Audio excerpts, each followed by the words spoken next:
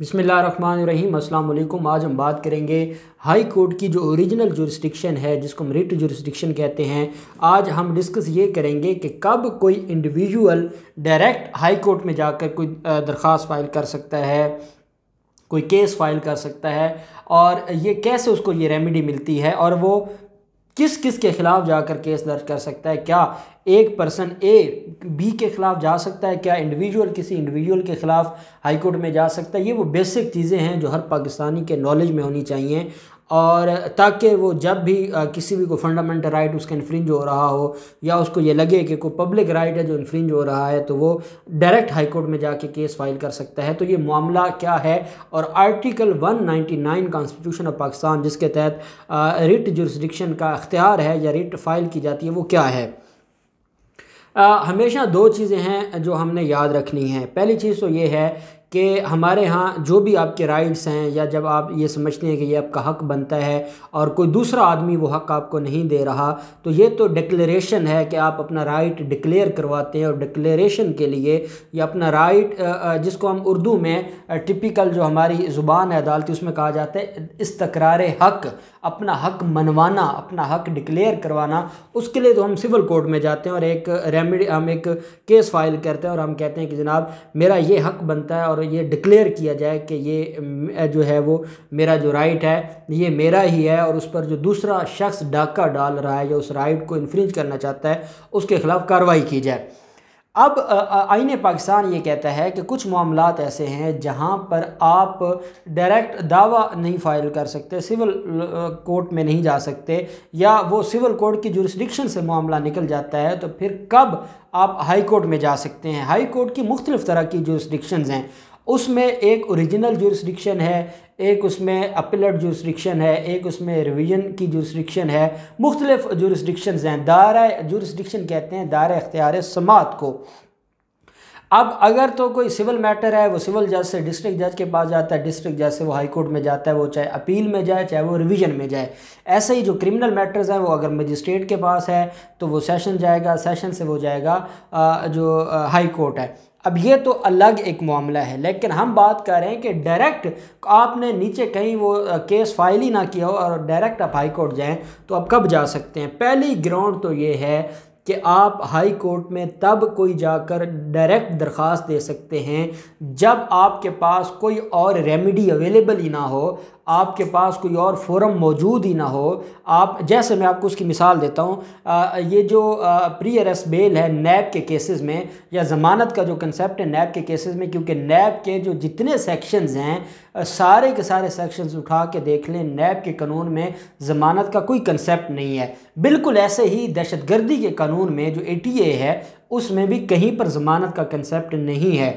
तब हम देखते हैं कि जब ज़मानत, वैसे तो हम क्रिमिनल मैटर्स में देखते हैं कि ज़मानत ट्रायल कोर्ट में फ़ाइल की जाती है, कि जो ट्रायल कोर्ट है उसमें ज़मानत फ़ाइल होगी।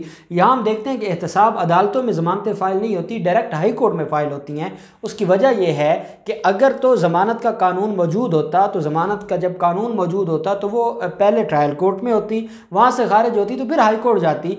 क्योंकि ज़मानत का कानून मौजूद नहीं है और ज़मानत है नहीं, और रेमेडी आपके पास है ही नहीं, रिलीफ आपके पास है ही नहीं, तो जब कोई रेमेडी अवेलेबल ना हो, कोई फोरम मौजूद ना हो, ला बिल्कुल खामोश हो, और आप ये समझते हो कि आपका हक बनता है, आप जा सकते हैं, आप जो है वो अपना रिलीफ ले सकते हैं, और आपके पास फोरम मौजूद नहीं है, रेमेडी अवेलेबल नहीं है, तो आप फिर डायरेक्ट हाई कोर्ट में जाते हैं और आर्टिकल 199 कॉन्स्टिट्यूशन ऑफ पाकिस्तान के तहत आप रिट जुरिस्डिक्शन को जाके दरवाज़ा खटखटाते हैं। और वो जो नैब के केसेस में, मैं आपको मिसाल नैब की इसलिए दे रहा हूँ कि आप रोज़ सुनते हैं, जब नैब के केस में ज़मानत फ़ाइल की जाती है तो वो क्रिमिनल मिसलिनियस नहीं होती, वो फौजदारी दरख्वास्त नहीं होती, बल्कि वो रिट जुरिस्डिक्शन में जाते हैं। इसलिए वो जैसे हम क्रिमिनल लॉ में जाते हैं, अगर तो प्री अरेस्ट बेल है, प्री अरेस्ट बेल के लिए वो सेक्शन 498 में जाते हैं,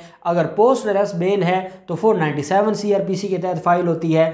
तो वो उसमें बाकायदा लिखा जाता है कि ये CRPC के तहत फ़ाइल हुई है, जो हमारा क्रिमिनल प्रोसीजरल कोड है उसके तहत फ़ाइल हुई है। लेकिन जब हम वहाँ देखते हैं कि जहाँ पे CRPC किसी अप्लीकेबल नहीं है और स्पेशल लॉ है और स्पेशल लॉ में ख़ुद कोई प्रोविज़न बेल की है नहीं, तो इसलिए जब कोई रेमेडी नहीं होगी तो तब हम डायरेक्ट रिट में जाएंगे और हम कहेंगे जनाब क्योंकि कोई और रेमेडी अवेलेबल नहीं थी इसलिए हमें डायरेक्ट हाई कोर्ट में आना पड़ा है। एक बात आप ये याद रखें, अगर कोई केस, अगर कोई दरख्वास्त, अगर कोई पिटीशन कानून में कोई ऐसी शिक मौजूद है कि वो नीचे किसी फोरम या अदालत में दी जा सकती है और आप डायरेक्ट हाई कोर्ट में जाएंगे तो वो इंटरटेन नहीं होगी और वो वापस कर दी जाएगी, वो मुस्तरद कर दी जाएगी, वो नाकाबिल समाअत करार दी जाएगी और आपको कहा जाएगा कि मुतलका फोरम पर जाएं और जाकर मुतलका फोरम पर बात करें।